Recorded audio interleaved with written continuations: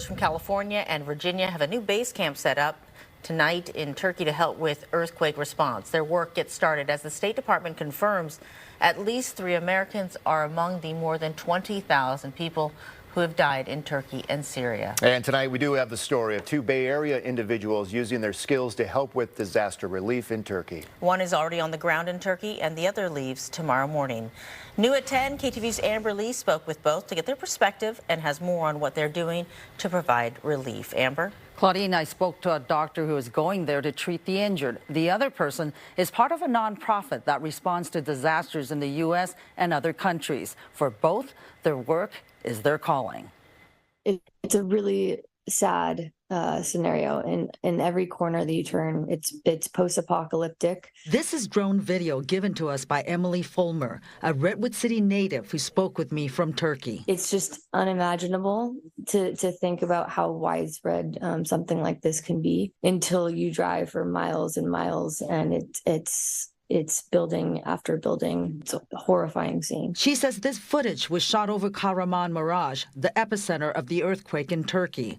Fulmer and her team are providing basic necessities to victims and search and rescue teams as part of their work for GEM, Global Empowerment Mission. She says she can't help but think about the fact that the Bay Area is no stranger to earthquakes. We sit on a major fault line, so it's strange feeling being somewhere like this, thinking about how we're vulnerable to it in many different parts of the world, and especially, where I call home. Fulmer says GEM was able to ship a large amount of supplies out quickly from its warehouse in Miami to Turkey with the help of Turkish Airlines and the Turkish government. She anticipates that Turkey faces a long road to recovery. You would need a million bobcats and bulldozers to even begin to address all the destruction here. You end up with major crush injuries, facial trauma. Dr. Eduardo Dolan, a San Francisco family physician, will be flying to Turkey to join GEM to give medical care. He's drawing on his experience treating patients in the Haiti earthquake in 2010.